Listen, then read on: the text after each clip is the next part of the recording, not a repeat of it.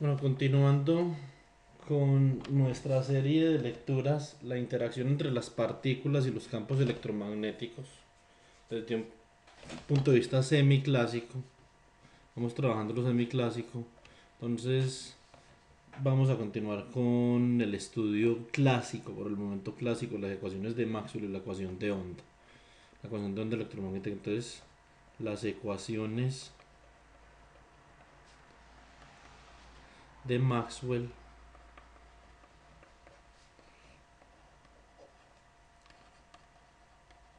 en forma integral. Entonces, nosotros habíamos visto que si las ecuaciones de Maxwell, que son ecuaciones en derivadas parciales, las trabajamos de forma diferencial, nosotros podemos llegar a ecuaciones para el campo eléctrico y el campo magnético de la forma segunda derivada en R con respecto eh, a R2 menos uno sobre c al cuadrado, ciento c la velocidad de propagación por la segunda derivada en r con respecto al tiempo. Y esto entonces habíamos dicho que era la ecuación de onda homogénea, ¿cierto? Entonces, de la misma forma, déjame escribir esto un poco diferente, de la misma forma como obtuvimos esta expresión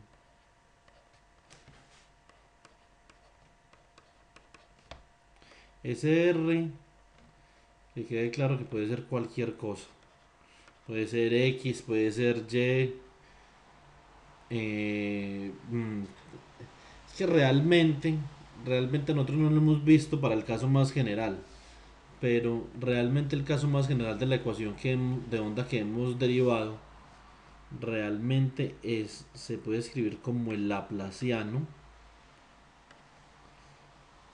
de la función de onda menos uno sobre la velocidad de propagación por la segunda derivada con respecto al tiempo de la función de onda, y esto es igual a cero. Nosotros obtuvimos para el campo eléctrico y para el campo magnético expresiones similares.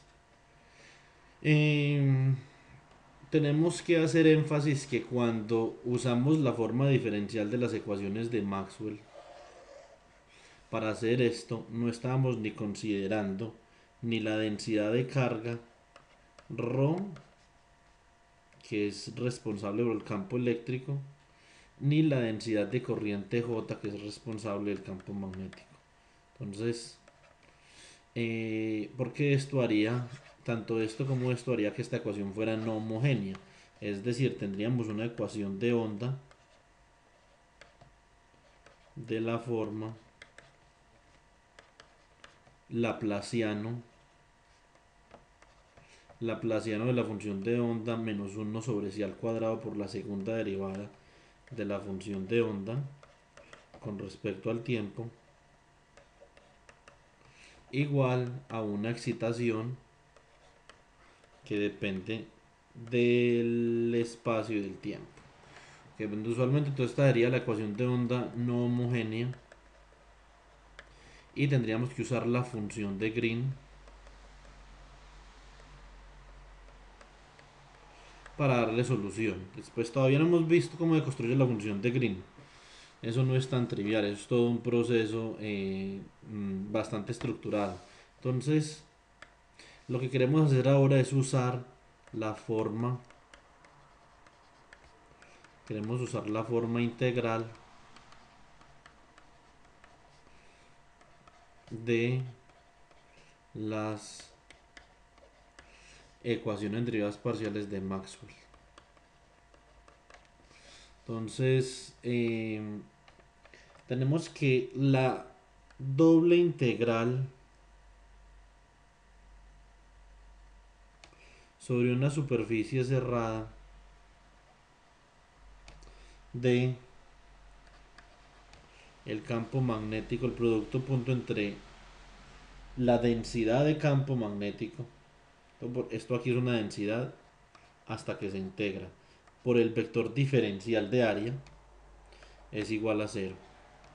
Tenemos que la integral, la doble integral sobre una superficie cerrada del producto punto entre el campo eléctrico y el diferencial de área es igual a la sumatoria de la carga sobre epsilon sub 0 desde K hasta algún valor n, toda la carga que haya, es decir, esto va a ser igual a la carga neta encerrada por la superficie dividido epsilon sub 0. Tenemos que la integral de línea sobre una trayectoria cerrada del campo magnético o la densidad de campo por el diferencial de longitud es igual a mu sub 0 i, la corriente puede ser constante, más mu sub 0 epsilon sub 0 por la derivada del flujo eléctrico que depende del tiempo con respecto al tiempo. Cuando no hay flujo eléctrico o cuando el campo no cambia con el tiempo, pues sencillamente esto es igual a cero, pero pues lo vamos a dejar así por el momento. Y tenemos que la integral de línea sobre una trayectoria cerrada del producto punto entre el campo eléctrico y el diferencial de longitud va a ser igual a menos la derivada del flujo magnético con respecto al tiempo,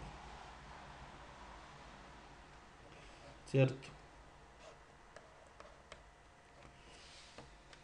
Esto es flujo. Los flujos usualmente, inclusive en la teoría de máquinas eléctricas y de transformadores y todo esto, se escriben como una phi.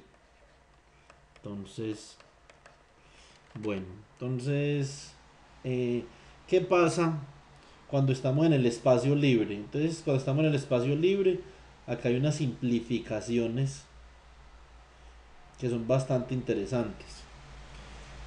Como ya estamos en el 2014 y realmente lo que esto significa es que no hay monopolos magnéticos, o por lo menos no habían monopolos magnéticos. Yo alguna vez le hice una pregunta a uno de mis profesores mientras yo fui estudiante de pregrado: ¿qué pasa si se descubre un monopolo magnético? Y él simplemente dice: entonces el flujo neto.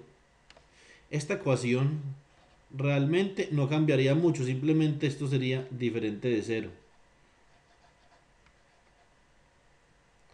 Y esto sería tan importante como cualquier otro descubrimiento, no decir que la doble integral sobre una superficie cerrada del producto del flujo magnético por el diferencial de área, o del producto, perdón, de la densidad de flujo, de la densidad de campo, producto punto con el diferencial de aire es diferente de cero. Realmente esto es algo innovador desde el punto de vista de la física.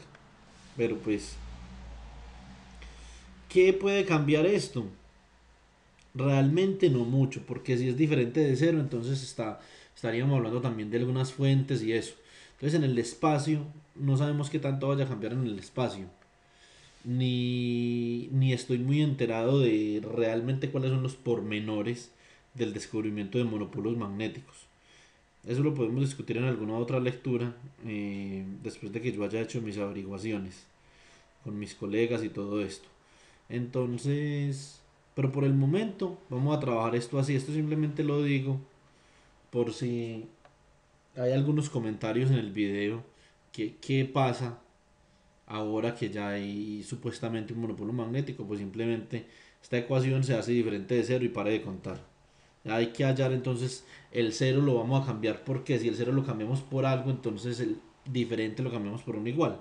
Y ese algo es que, si eso es así, entonces estaremos por descubrir, ¿cierto? Entonces ahora en el espacio libre,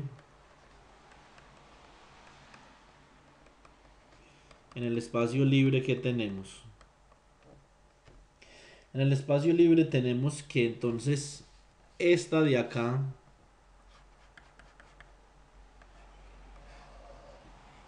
se nos convierte en la doble integral sobre una trayectoria cerrada del producto punto entre la densidad de campo y el vector de área, siendo igual esto a cero.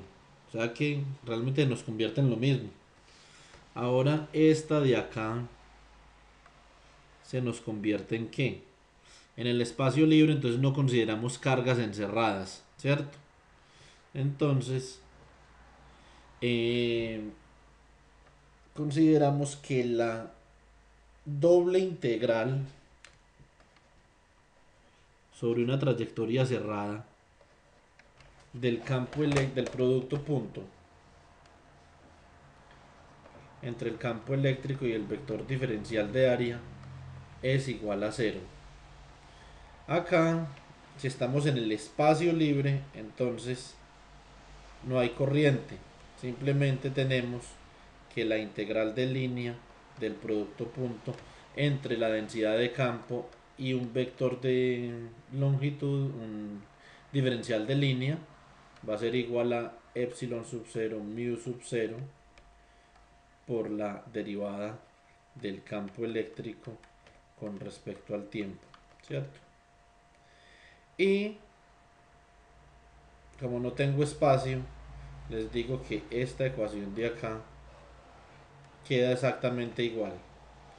Estamos suponiendo que los flujos magnéticos, este flujo es un flujo debido a fuentes externas y a las fuentes internas. Entonces en este momento, como no tenemos fuentes externas, entonces no tenemos ni corrientes ni cargas. Entonces simplemente vamos a decir que esto es debido a los fenómenos internos que se dan en el espacio libre. Entonces la ecuación queda igual. Lo mismo que esta ecuación acá también depende del flujo eléctrico, cómo cambia en el tiempo. Entonces ya vemos que el resultado de estas integrales de línea dependen de la naturaleza variante con el tiempo de los campos. Si varían con el tiempo, no, si el campo no varía con el tiempo, acá no ha pasado nada y esto es igual a cero, ¿cierto? Y no hay propagación, no hay propagación. Entonces, eso lo tenemos que tener claro. Eh, Prosiguiendo, tenemos lo siguiente, ¿cuál es el objetivo? Entonces escribamos un objetivo para que tengamos las cuentas claras. ¿El objetivo cuál es? El objetivo de esta videolectura es el siguiente. Queremos modelar el campo electromagnético como una onda que se propaga de la siguiente forma. Modelar el campo electromagnético que conjuntamente está escrito por E y por B con sus debidas dependencias como una onda que se propaga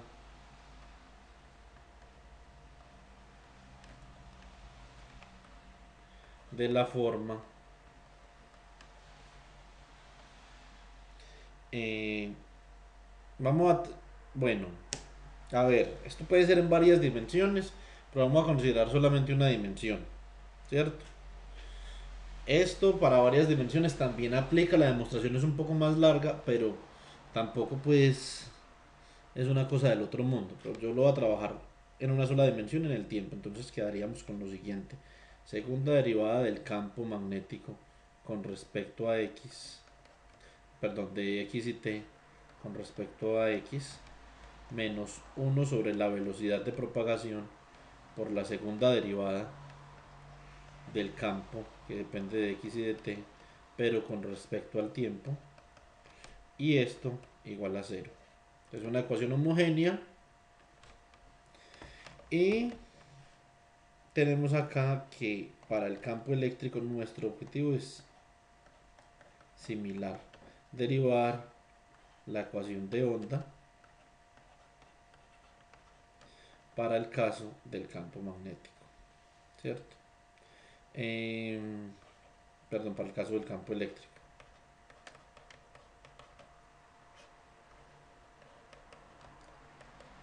Estos son nuestros objetivos. Y como yo les había dicho, realmente cuando nosotros estamos trabajando en más de una dimensión, esto acá se debe cambiar por el laplaciano de el campo. Lo mismo acá, esto es el laplaciano del campo. Lo que pasa es que cuando, cuando el laplaciano solo depende de una coordenada, en coordenadas digamos cartesianas, entonces yo puedo escribir el laplaciano de eh, una función escalar cualquiera. Puedo escribir si depende de R, donde R es el trío de coordenadas, puedo escribir de la siguiente forma. Va a ser una función escalar, va a ser también un campo escalar que, bueno, esto es una función vectorial acá, que, pues en este caso, no necesariamente tiene que ser una función vectorial. En este caso lo escribo como vector porque los dos campos son vectores, pero no necesariamente tiene que ser una función vectorial. Y los campos tienen componentes y todo esto. Entonces se puede escribir como la segunda derivada de f con respecto a x más la segunda derivada de f con respecto a y más la segunda derivada de f con respecto a z. Entonces básicamente si yo solamente tengo variación en x, este par vale en 0 y yo puedo reemplazar esto de la forma que lo tengo acá, así. Es por simplicidad para trabajar en una sola dimensión. Listo. Entonces, habiendo dicho esto, vámonos a una demostración más o menos rápida de que la ecuación de onda, la ecuación diferencial parcial de onda, si es de la forma segunda derivada de psi con respecto a x menos 1 sobre psi al cuadrado por la segunda derivada de psi con respecto a t, donde psi es la onda. Entonces, y psi va a tener esta característica, creo que esto ya lo vimos en un video anterior, que si psi depende de x y de t, va a satisfacer este tipo de solución. La función solución es x más o menos ct. Es una onda progresiva y regresiva. Es una onda que se está propagando hacia allá en dirección x más, y también tengo una onda que se refleja o se propaga hacia el otro lado en dirección x menos, ¿cierto? Básicamente esta sería un f de x más ct, y este otro de acá, esta otra onda sería un f de x menos ct. Bueno, entonces para ello haré uso de, de un contexto que no proviene del electromagnetismo, de la electrodinámica, para hacer las cosas más simples, que estamos aprendiendo electrodinámica, entonces me imagino que todos son familiares con mecánica clásica. Entonces en mecánica clásica nosotros tenemos el problema de la cuerda tensa, ¿cierto? Y la cuerda tensa también tiene una característica ondulatoria cuando está fija entre dos extremos. Bueno, y puede tener una característica ondulatoria cuando no está fija, pero eso es, estoy simplemente estableciendo las condiciones físicas bajo las cuales voy a explicar el problema. que es que la cuerda está fija entre dos extremos 0 y L. Entonces tengo una cuerda que está fija entre este extremo y este otro extremo L. Si usted tiene una cuerda fija y esta cuerda la comienza a azotar, entonces usted va a tener que la cuerda va a comenzar a cambiar, y dependiendo de las condiciones iniciales, las condiciones de frontera, de fuerzas, de tensiones y todas esas cosas, entonces usted va a tener diferentes formas para la cuerda, que realmente esta función, el desplazamiento de la cuerda, para efectos prácticos yo lo voy a llamar y de x, t, y realmente observe que esto eh, es un contexto predilecto para yo expresar esto como una serie de Fourier, ¿cierto? Digamos que una serie de Fourier en el tiempo. Entonces, o digamos, no hablemos con más generalidad. Eh, lo podemos expresar usando una base ortonormal. Entonces, cualquier base ortonormal con unos coeficientes ck y unas funciones base ck de x, t. ¿Cierto? Que esto puede ser Fourier, esto puede ser Wigner-Bill, esto puede ser Legendre, Laguerre, pues esto puede ser lo que usted quiera, ¿cierto? Entonces, vamos a modelar.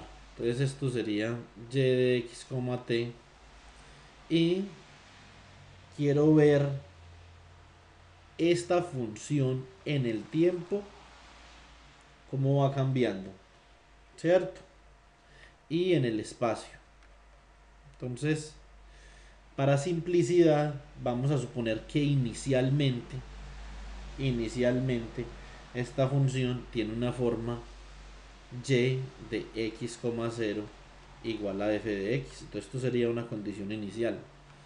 Entonces acá tenemos también que establecer cuánto vale esto en 0, t y cuánto vale esto en L, t, que son las condiciones de frontera o el boundary conditions. Entonces ahorita vamos a la física, que es lo que nos interesa. Dime a qué tú has venido a estudiar, qué, física o matemáticas. Si quieren me escriben un comentario en el video contándome qué les interesa más, si estudiar física o matemáticas, para que podamos discutir algunos otros temas entre ustedes y yo, y ustedes pueden subir videos de feedback y realmente hacemos entre hispanoparlantes, hacemos uso de los medios de comunicación masiva y los medios de internet de una forma interesante para el aprendizaje. Entonces, este, este pequeño elemento de línea lo voy a llamar dx, ¿cierto? Es un elemento de línea muy pequeño y quiero ver en ese elemento de línea qué está pasando. Entonces, para yo poder ver qué está pasando, quiero hacer una amplificación de ese elemento de línea. Entonces voy a trabajar ese elemento de línea en otro eje, pero es un eje que le estoy haciendo un zoom a ese elemento de línea. Quiero saber qué está pasando en ese elemento de línea. Entonces, para efectos prácticos, esto va a ser el elemento de línea, ¿cierto? Y entonces esto, entre este punto y este punto, esto es el diferencial de x, ¿ok? Entonces, ¿qué pasa ahí? Tengo dos tensiones. Una tensión que viene hacia acá, que sería como tangente en este punto, y otra tensión que viene hacia allá, ¿cierto?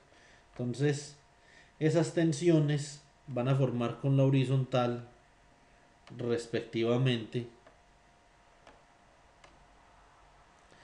eh,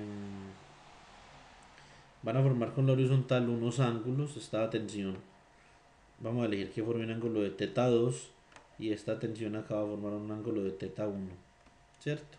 Entonces podemos hacerle inclusive más zoom a esto acá y podemos decir que realmente lo que nosotros tenemos para modelar es esto. Tenemos una tensión que va hacia allá, otra tensión que va hacia acá. eh, y tenemos el diagrama rectangular para cada tensión de la siguiente forma. Entonces aquí vamos a tener una tensión 2 en Y que va hacia abajo, y acá vamos a tener una tensión 1 en Y que va hacia arriba, que básicamente son responsables de las oscilaciones en la cuerda, ¿cierto? Esta es una tensión T, las dos tensiones son iguales. Cuando estamos hablando de equilibrio, las dos tensiones son iguales. Es que algunas condiciones que hace que esto cambie. Aquí tenemos nosotros un ángulo teta 1 y aquí tenemos nosotros un ángulo teta 2, ¿cierto? Entonces ahí ya más o menos eh, tenemos un modelo de la cuerda tensa, y por una física que es más bien conocida para todos, nosotros debemos saber que la diferencia entre estas tensiones va a ser igual a la masa por la aceleración. Todos creo que estamos de acuerdo con eso. Entonces, eso básicamente, ¿qué es lo que significa? Que T y1 menos T y2 es igual a la masa por aceleración, ¿cierto? Entonces, ¿quién es T y1? T y1 no es otra cosa que T por el seno de teta 1. Y T y2 no es otra cosa que T por el seno de teta 2. Entonces, esto es T seno de teta 2 y esto es T seno de teta 1, ¿cierto?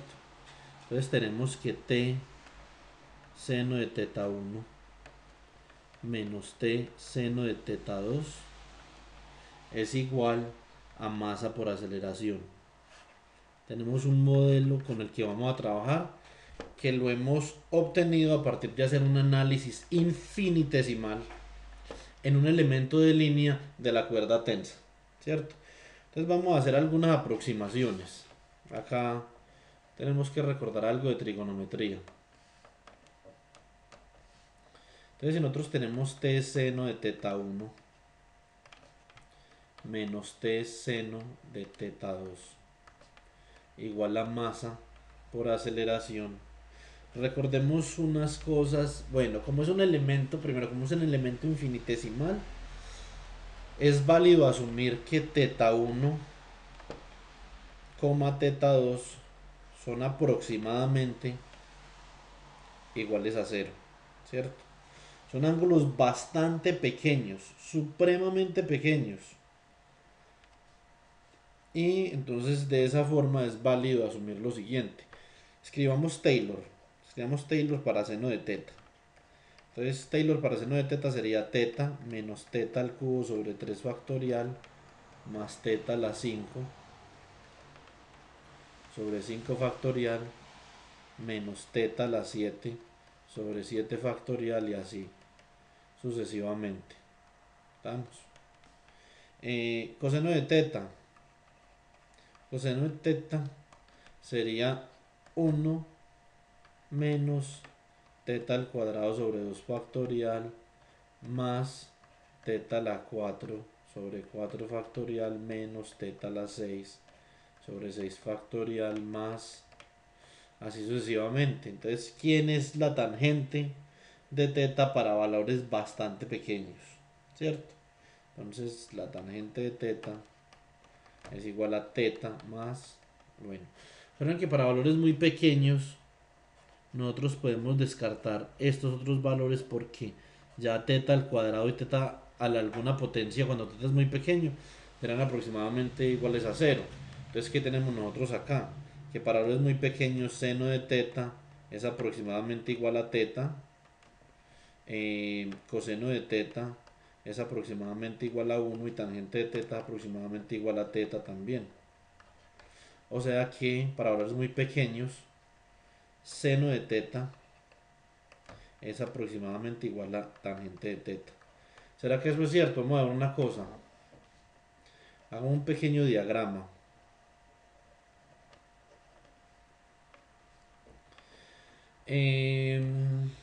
Bueno, en este pequeño diagrama grafiquemos por ejemplo el coseno.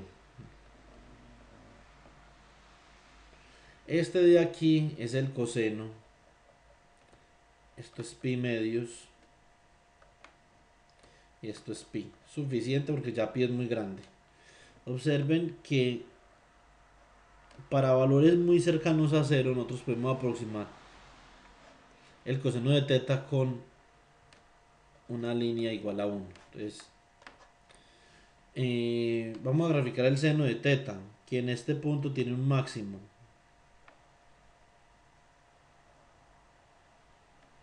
Y aquí es igual a 0.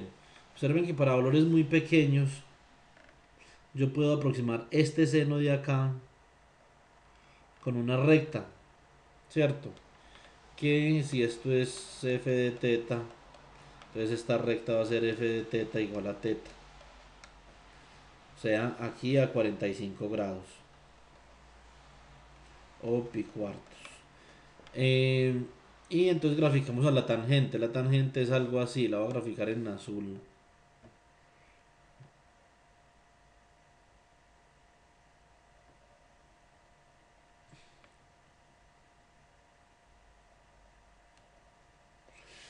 Entonces, en esta región es válido decir que el seno de teta es aproximadamente igual a la tangente de teta y aproximadamente igual a teta. Con estas aproximaciones propongo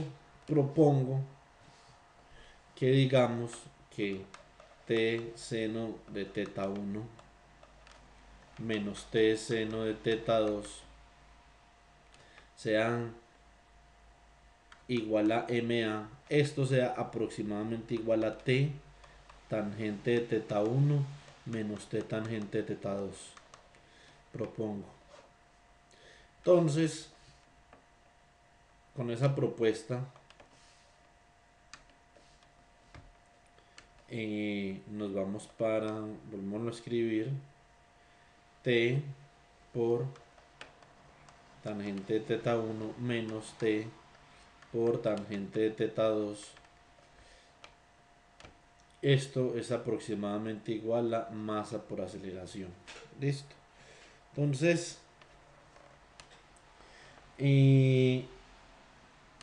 podemos del diagrama de cuerpo libre que hicimos en el análisis infinitesimal de la cuerda tensa, podemos ver algo. Vamos a hacer el diagrama de cuerpo libre. Esto aquí es una tensión que tiene una componente Ty1. Esto es teta 1 y esta tensión es T. Y tengo otra tensión acá, ¿cierto? En este punto. Que esto, como estamos haciendo un análisis infinitesimal, todo esto es casi un punto. Entonces en este punto tengo dos tensiones actuando de igual valor pero de dirección opuesta. Entonces esto sería teta 2 y como la cuerda está tensa y tengo unas oscilaciones en la cuerda, entonces teta 1 es diferente de teta 2. Entonces acá vamos a hacer una cosa. Entonces voy a decir que esto es Ty2, ¿cierto? Que como ya sabemos es aproximadamente igual a T tangente de teta 2 y lo mismo acá, Ty1 es aproximadamente igual a T tangente de teta 1. Entonces podemos observar una cosa, la tangente de teta 1. ¿Qué podemos decir nosotros de la tangente de teta 1? Si estamos en este punto, la tangente de teta 1 es ¿quién? Supongamos que tenemos la cuerda tensa algo así, mejor dibujadita, en la parte infinitesimal. Entonces observen que la tangente de teta 1 no es nada más que la derivada A ver, hagamos un pequeño eje acá para yo poderles ilustrar esto bien. Esto es X. Entonces, este es el eje X. Entonces acá tenemos X y todo esto aquí es delta E, es de X. Entonces este punto aquí es X más de X. Entonces es válido decir que en este punto la tangente de teta 2 se puede aproximar como realmente la pendiente de la cuerda tensa en X. Entonces yo puedo decir, puedo también igualmente aproximar tangente de teta 2, puedo decir que es, inclusive no es una aproximación porque es cierto, ¿sí o no? Entonces, esto sí no es una aproximación. Acá, en este punto, la tangente, en este punto particularmente, la tangente de teta 2 no es otra cosa que la pendiente a la cuerda tensa en este punto X. Entonces yo puedo decir que sería la derivada de Y de X, t con respecto a X en X. De la misma forma puedo decir que tangente de teta 1 acá, esta es la derivada, esta es la pendiente de la cuerda tensa en este punto que es X más delta X, perdón, X más de X. En este punto, entonces yo puedo decir que tangente de teta 1 también es la derivada de la cuerda tensa en X más de X. Ahora, bueno, aquí me equivoqué porque estoy utilizando la notación de Y, no de sí. O sea que esto no es sí, sino que es Y. ¿Cierto? Entonces, ya con eso en mente, yo puedo decir lo siguiente. Puedo decir que por lo tanto, lo que yo tengo es, ya con el modelo en mente, que tengo T por tangente de teta 1 menos T por tangente de teta 2, ¿cierto? Sería igual a T que multiplica a la derivada de Y en xt con respecto a X evaluada en X más de X menos la derivada de Y de xt con respecto a X evaluada en X. ¿Esto a qué se les parece eso ahí? Este término tiene un parecido con algo. Estoy restando dos funciones. Haga de cuenta que la derivada de Y con respecto a X no es una derivada, sino que es una función. Esto es una función X más evaluada en X más de X, t menos una función evaluada en X, t. ¿Esto qué es? Entonces la derivada de esa h de X con respecto a X sería aproximadamente igual a h de X más de X, t menos h de X, t dividido de X. ¿Cierto? Entonces realmente lo que yo tengo aquí es que tengo la derivada, esto sería la derivada de Y de xt con respecto a X multiplicada por un dx, ¿cierto? Eso realmente, eso es lo que yo tengo. Entonces, eh, vamos a reemplazar en el modelo original a ver cómo nos viene cómo nos viene quedando esto, ¿cierto? Entonces vamos a ver, abramos una hojita nueva,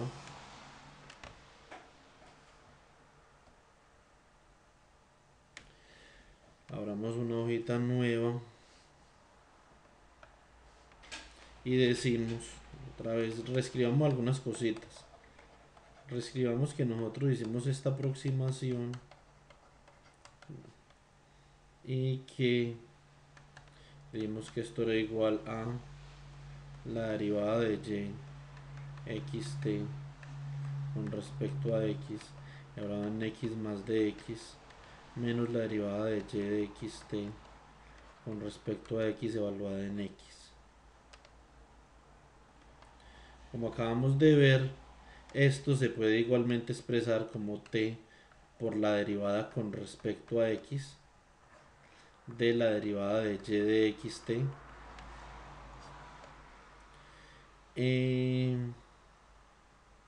con respecto a x todo por dx, ¿cierto? Hasta ahí vamos al pelo, como decimos los colombianos. Espero que tengamos también audiencia de otros países y que podamos hacer algo así como un grupo de estudio latinoamericano bien interesante. Entonces esto sería la segunda derivada de y de xt con respecto a x por dx, y esto no es nada más que igual o aproximadamente igual a la masa por la aceleración. Entonces resulta que acá hay una cosa bastante interesante. Hay un parámetro que caracteriza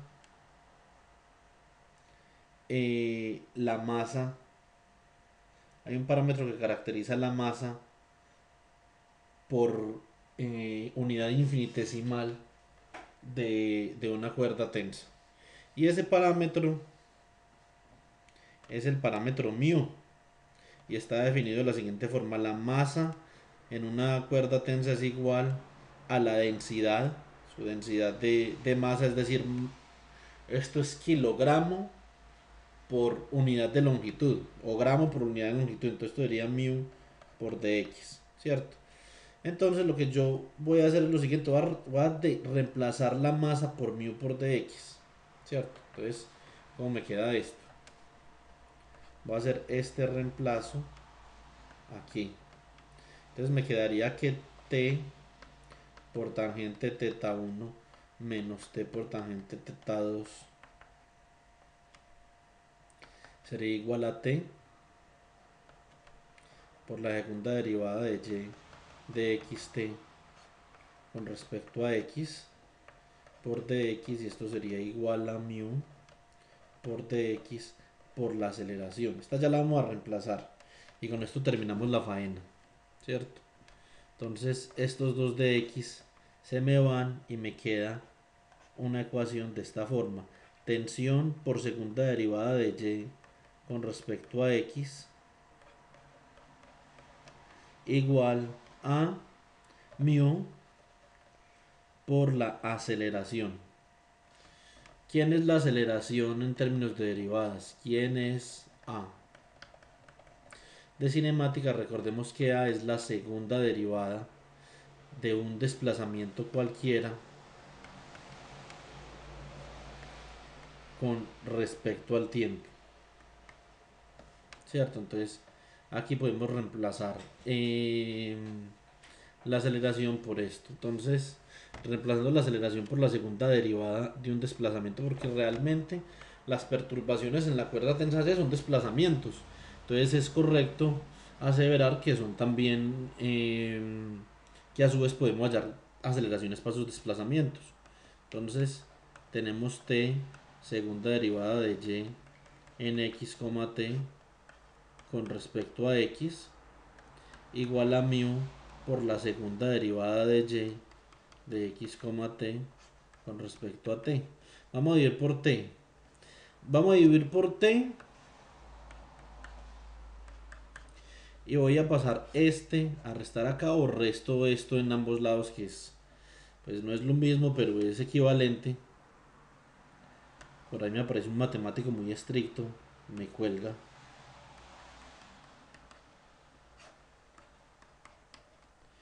Menos μ sobre t por la segunda derivada de y igual a 0. Resulta que por definición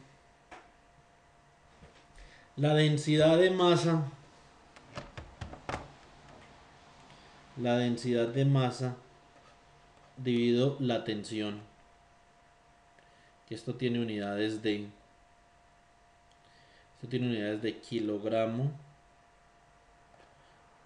esto tiene unidades de kilogramo por metro, y esto tiene unidades de newton. Entonces esto tiene unidades de kilogramos fundamental, metro también es fundamental, y un newton es igual a ¿quién? Es igual a kilogramo por metro sobre segundo al cuadrado. Entonces esto sería kilogramos por metro sobre segundo al cuadrado. Entonces kilogramo se me va con kilogramo, esto es dividiendo acá, entonces esto me daría segundos al cuadrado sobre metros al cuadrado, que son unidades inversas, o más bien unidades recíprocas de velocidad al cuadrado, ¿cierto? Eso significa que esto tiene, por lo menos, tiene las unidades de 1 sobre c al cuadrado. Y digamos que de forma equivalente, esto es la velocidad de propagación de la cuerda tensa, es decir, la densidad de masa por unidad de tensión, por decirlo así. Entonces, así de forma equivalente podemos decir que hemos llegado a la segunda derivada de y de xt menos 1 sobre la velocidad al cuadrado de la cuerda tensa por la segunda derivada, que es su aceleración, con respecto al tiempo igual a 0, objetivo cumplido. Entonces esta es una forma de la ecuación de Ondra a la cual también nosotros queremos llegar usando los campos electromagnéticos, ¿cierto? Solamente como para información del público en general, a este, si yo tengo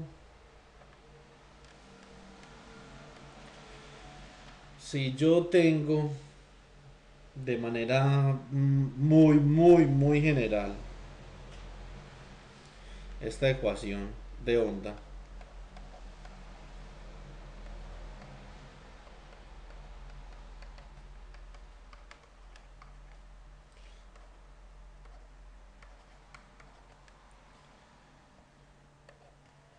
esto puede ser vector o puede no ser vector, ¿cierto? Sino que lo estoy escribiendo, como digo, de la manera más general posible. Con una excitación, ¿cierto? Que la voy a llamar H mayúscula de RT. Esto lo puedo escribir en forma de operador. Yo puedo decir que esto es Laplaciano, es un operador Laplaciano menos 1 sobre c al cuadrado por un operador aceleración o algo así.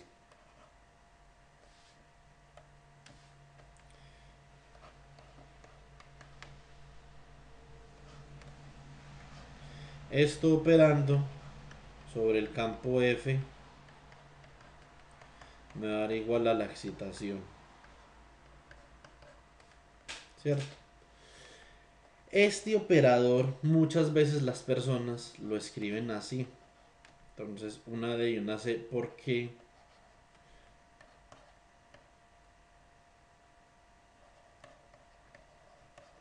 dicen que es el operador d'Alembertiano.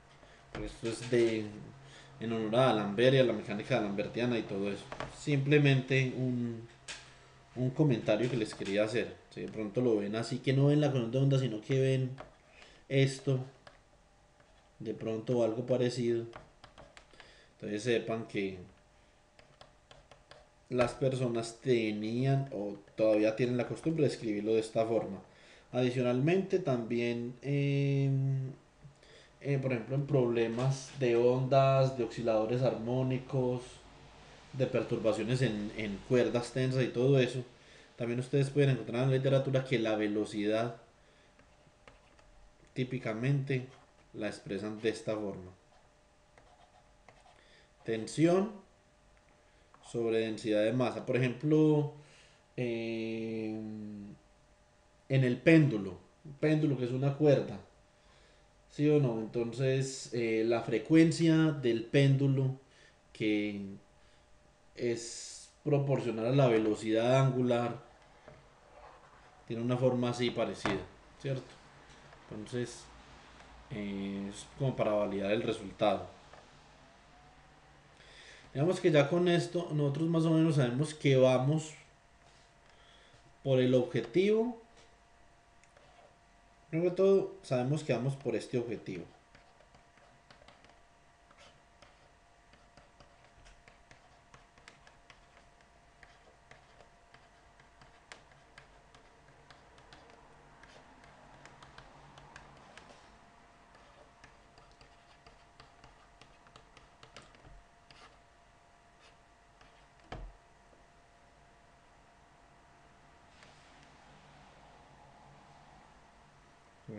Esto es X, estamos trabajando en una dimensión.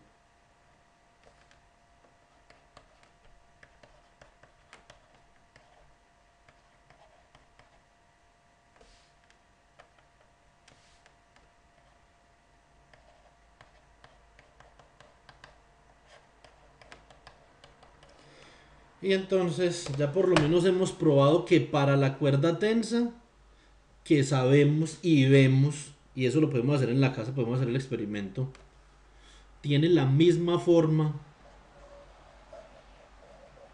matemática que estas ecuaciones que hemos escrito. Por lo tanto, nosotros de entrada podemos asumir que si podemos expresar el campo eléctrico y el campo magnético a través de la manipulación de las ecuaciones de Maxwell de esta forma, entonces podemos asumir que el campo eléctrico en su manera más general y el campo magnético en su manera más general se comportan como ondas. Eso, eso,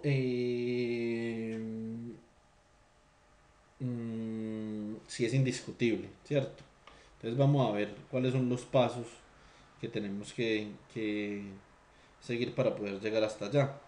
Entonces, nosotros también adicionalmente sabemos que esta es una ecuación lineal. Esta es una ecuación lineal. Y por lo tanto, la solución, si yo tengo una ecuación de onda de la siguiente forma.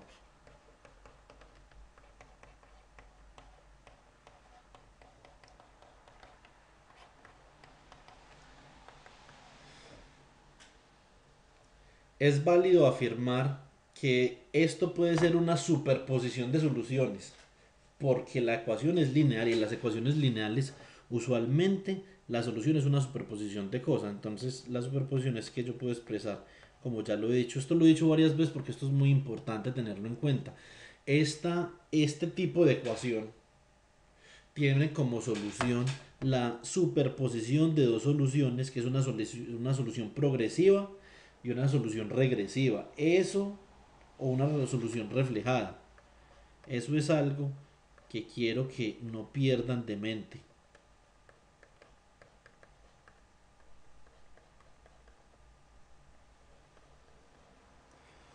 Esta es la solución progresiva porque x menos ct va hacia la derecha en el eje del tiempo y esta es una solución regresiva o reflejada porque va a la izquierda en el tiempo y esta va a la derecha en el tiempo. Entonces esta va y esta se devuelve, va y se devuelve. Y eso es una onda. Estamos hablando de reflexión de ondas. Entonces, esto es muy importante tenerlo en cuenta para los próximos pasos que siguen. Listo. Entonces,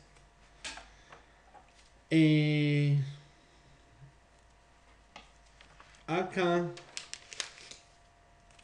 ahorita vamos a volver ya a las ecuaciones de Maxwell, como diría mi hermano menor, ahorita sí sigue lo maluco. Mi hermano menor está estudiando ingeniería eléctrica.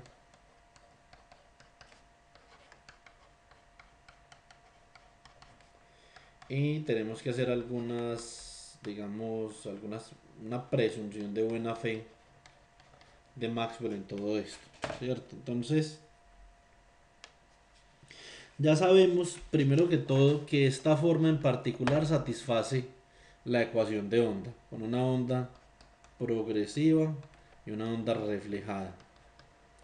En eso ya estamos de acuerdo, ¿cierto? Eh, además, además, tenemos que garantizar que las ecuaciones de Maxwell en forma integral se cumplen a cabalidad para unas condiciones determinadas que nosotros vamos a imponer en la propagación. Entonces, no se les olvide que nosotros vamos a suponer la propagación en una sola dirección. Eso es una cosa importante. Quiero hacer énfasis en una cosa: el hecho de que nosotros digamos que la propagación va a ser en una sola dirección o que la onda se propaga en una sola dirección, yo no he hablado, no he discutido en ningún video el teorema de Poynting. Eso es algo que hay que hacer, eso es supremamente importante. Pero solamente les quiero hacer una pequeña ilustración. Si esto es un eje tridimensional y el campo eléctrico está en dirección Z y el campo magnético en dirección X, como debe de ser, la propagación, por ejemplo, este es el campo eléctrico y este acá es el campo magnético, ¿cierto? La propagación se da en el sentido E cruz B. Listo. Entonces, una cosa es la dirección que lleva el campo magnético y otra cosa es la dirección de propagación.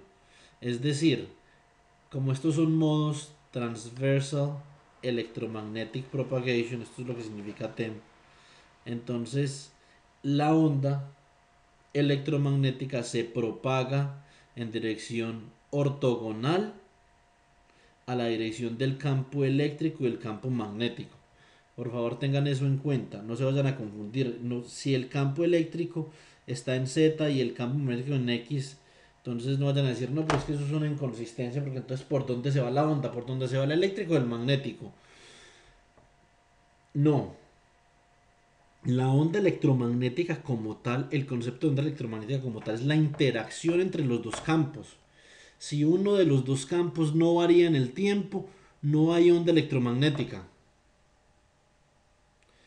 Con que uno de los dos campos de todas formas varía en el tiempo, se induce una variación temporal en el otro campo, ¿cierto? Entonces, eso ya lo hemos visto. ¿Cuándo lo vimos? Recuerden que las integrales de línea, de b.dl y de e.dl dependen de la variación de los flujos eléctricos y los flujos magnéticos con el tiempo. Es decir, si no hay variación en estos flujos de acá, esto es igual a cero y no hay onda.